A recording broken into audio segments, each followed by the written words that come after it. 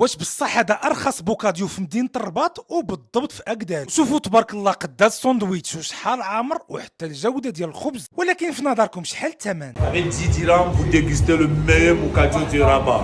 Je vous invite tous. Le goût, c'est mieux.